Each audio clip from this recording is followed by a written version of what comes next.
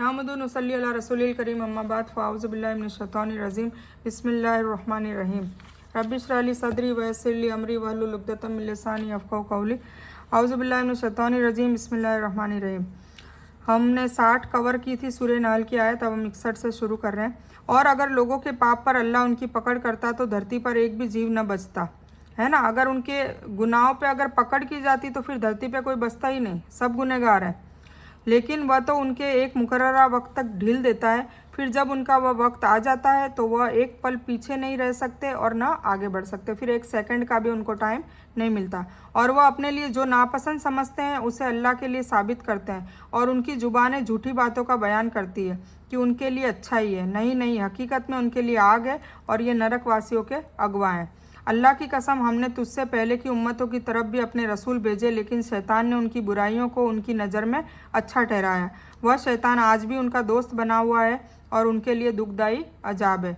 और इस किताब को हमने आप पर इसलिए उतारा है कि आप हर उस बात को जाहिर कर दें जिसमें वे इख्तिलाफ कर रहे हैं, और यह ईमान वालों के लिए हिदायत और रहमत है ना।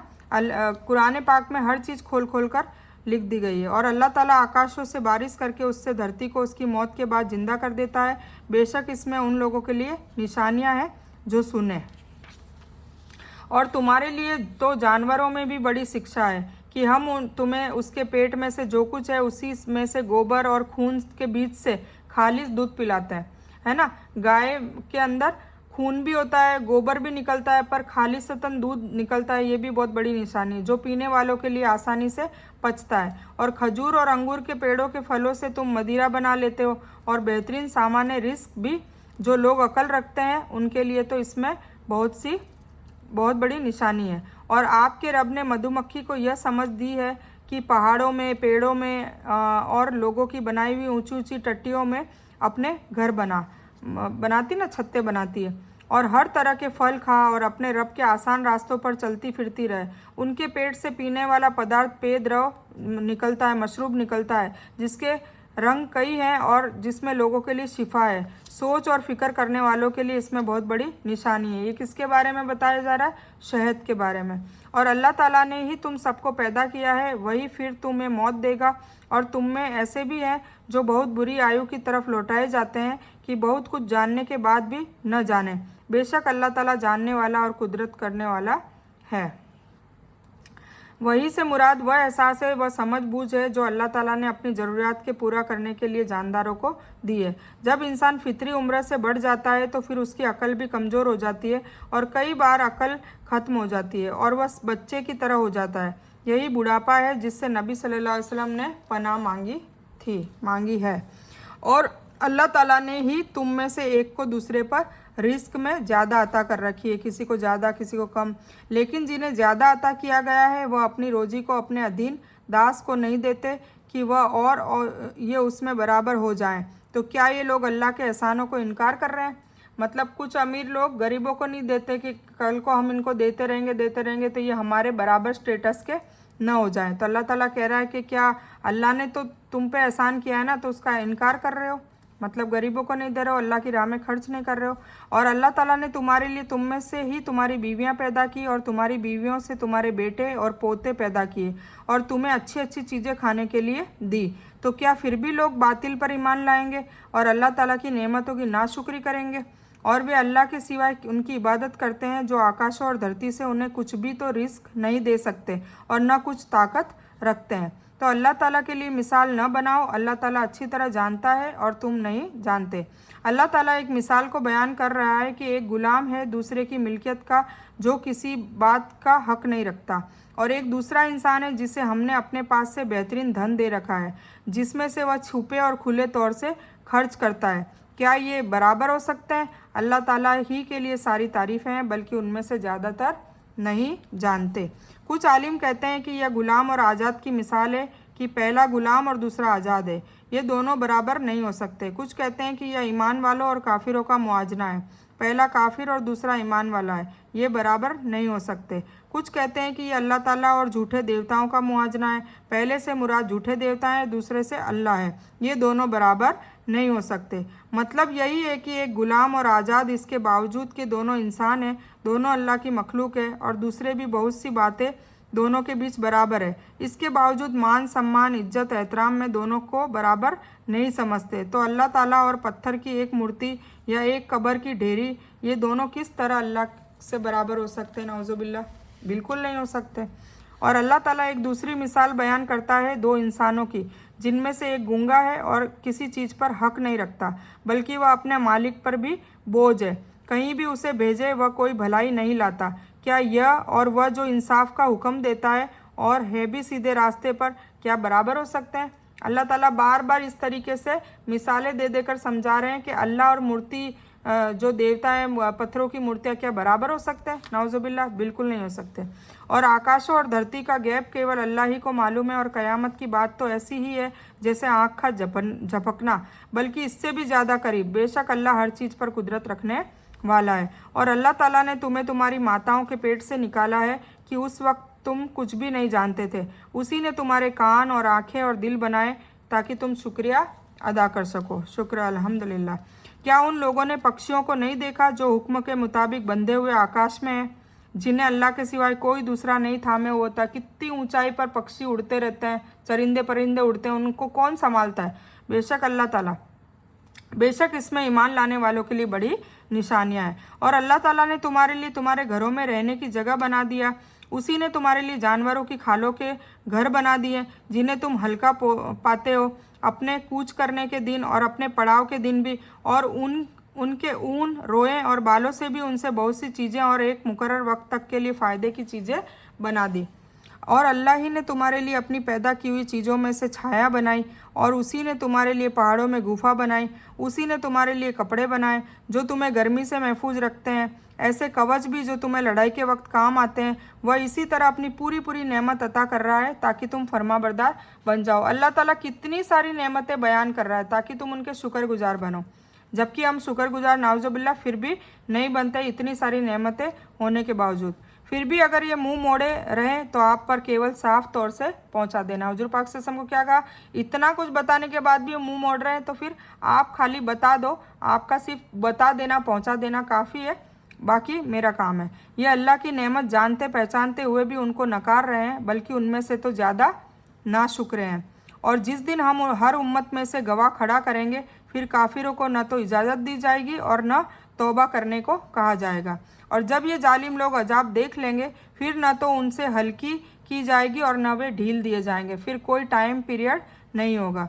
और जब मुशरिक अपने शरीकों को देख लेंगे तो कहेंगे कि ये हमारे रब, यही हमारे साझीदार है जिन्हें हम तुझे छोड़कर पुकारा करते थे।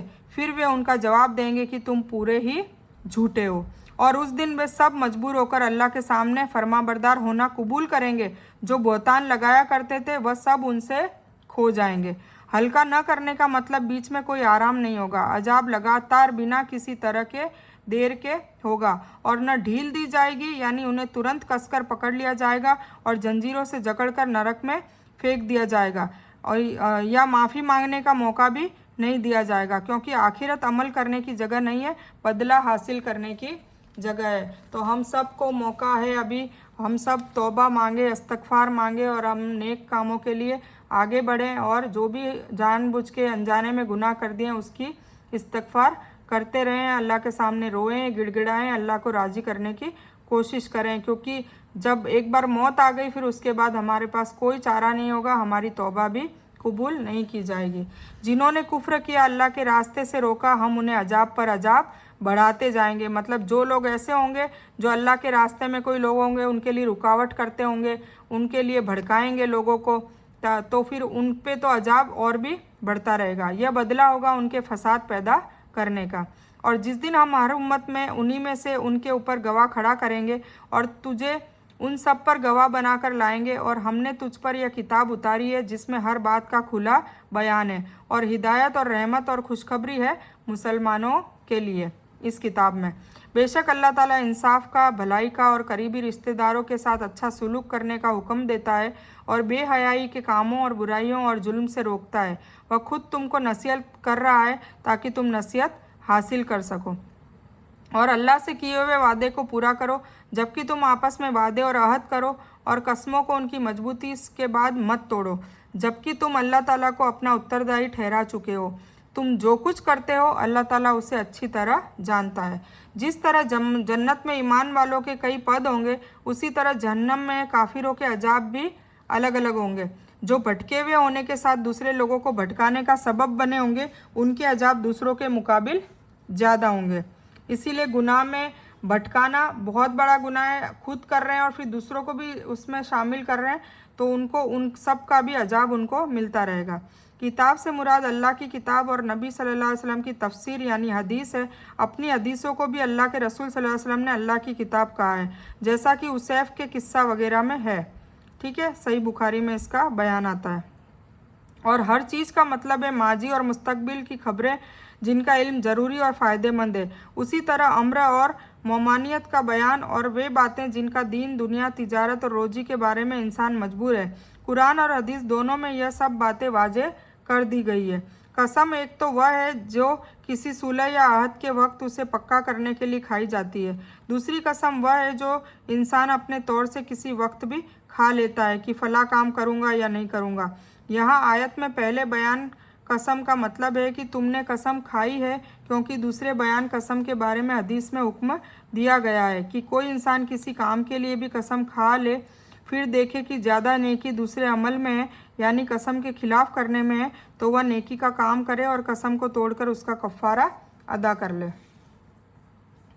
और उस औरत की तरह न हो जाना कि जिसने अपना सूत मजबूत काटने के बावजूद टुकड़े टुकड़े तोड़ दिया, कि तुमने अपनी कस्मों को आपस में छल कपट का सबब बनाओ, इसलिए कि एक घुट दूसरे घुट से ऊंचा हो जाए। बात केवल यही है कि इस वादे से अल्लाह तुम्हारा इम्तिहान ले रहा है। बेशक अल्लाह ताला तुम्हारे लिए क़यामत के दिन हर उस चीज़ को वाजे करके बयान कर देगा जिसमें तुम इख्तिलाफ कर रहे थे।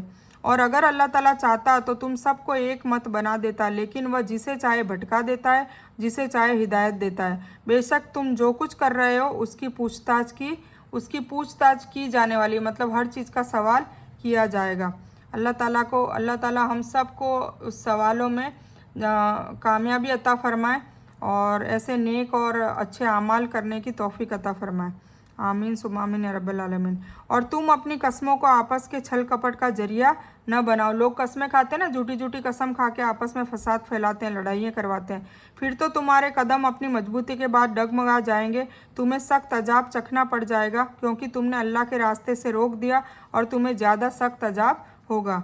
और तुम अल्लाह के वादे को थोड़े मूल्य के बदले न बेच दिया करो। याद रखो अल्लाह के पास की चीज़ ही तुम्हारे लिए अच्छी है, अगर तुम में इल्म हो।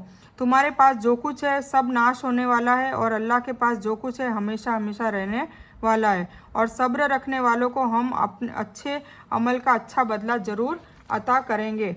जो इंसान नेकी के काम करे, मर्द हो या औरत, और वह ईमान वाला हो, या हम उसे बेशक सबसे अच्छी ज़िंदगी अता करेंगे और उनकी नेकी के कामों का अच्छा बदला भी उन्हें ज़रूर देंगे। कुरान पढ़ते समय धिक्कारे हुए शैतान से अल्लाह की पनाह मांगा करो, मतलब आउज़ु बिल्लाहि मिनश शैतानिर रजीम पढ़ा करो, ये कुरान खुद कह रहा है। ईमान वालों और अपने रब पर भरोसा रखने वालों पर उसका कभी जोर नहीं चलता। हाँ, उसका असर उन पर ज़रूर है जो उससे दोस्ती करें और उससे अल्लाह का साझीदार बनाएं। मतलब शैतान का जोर ईमान वालों पे कभी नहीं चल सकता। हाँ, उन पे चलता है जो उससे दोस्ती करे, मतलब उसके जैसे गुनाहों की पैरवी करने लग जाए तो उस पर वो हावी हो जाता है। और जब हम किसी आयत की जगह पर दूसरी आयत बदल देते हैं और जो कुछ अल्लाह उतारता है उसे वह अच्छी तरह जानता है, तो यह कहते हैं कि तू तो बुहतान लगाने वाला है। बात यह है कि उनमें से ज़्यादातर जानते ही नहीं है। आप कह दीजिए कि उसे आपके रब की तरफ से जिब्रील हक़ के साथ लेकर आए हैं, ताकि ईमान वालों को अल्लाह ताला सबात अता करे, स्थिरता अता करे, और मुसलमानों के लिए हिदायत और खुशखबरी हो जाए। ठीक है, मैं 1 मिनट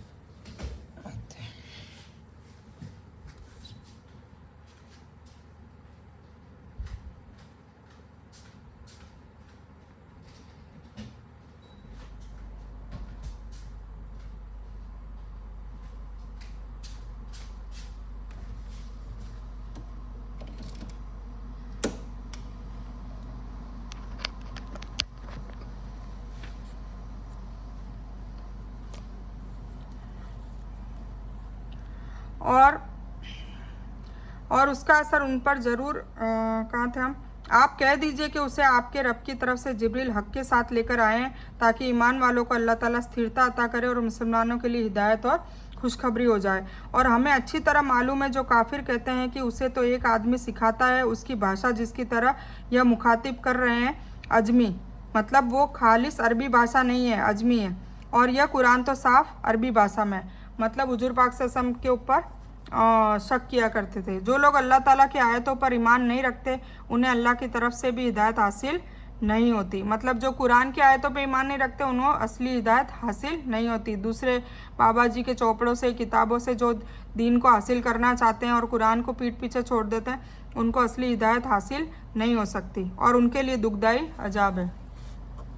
झूठा इल्ज़ाम तो वही लगाते हैं जिन्हें अल्लाह ताला की आयतों पर ईमान नहीं होता, और यही लोग झूठे हैं। जो इंसान अपने ईमान के बाद अल्लाह से कुफ्र करे, उसके सिवाय जिसे मजबूर किया जाए और उसका दिल ईमान पर कायम हो, लेकिन जो लोग खुले दिल से कुफ्र करें तो उन पर अल्लाह का गज़ब है और उन्हीं के लिए बहुत बड़ा अजाब है।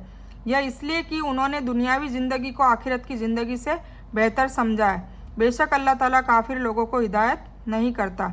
यह वे लोग हैं जिनके दिलों पर और जिनके कानों और जिनकी आंखों पर अल्लाह ने मोहर लगा दी है, और यही लोग गाफिल हैं। कोई शक नहीं कि यह लोग आखिरत में ज़्यादा नुकसान उठाने वाले हैं। फिर जिन लोगों ने इम्तिहान में डाले जाने के बाद हिजरत की, फिर जिहाद किया और सब्र का इजहार किया, बेशक तेरा रब इन बातों के बाद उन्हें माफ़ करने वाला है और रहम करने वाला है। यह मुर्तद की सज़ा है कि अल्लाह के गजब और सख्त अजाब के हकदार होंगे। उसकी दुनियावी सज़ा भी कत्ल है। यह मक्के के उन मुसलमानों का बयान है जो कमज़ोर थे और दीन इस्लाम कबूल करने के सबब काफिरों के जुल्म और ज्यादती का निशाना बने रहे। आखिर उन्हें हिजरत का हुक्म दिया गया तो वे अपने सगे संबंधियों, देश, धरती, माल और ज़मीन सब कुछ छोड़कर इथोपिया या मदीना चले गए।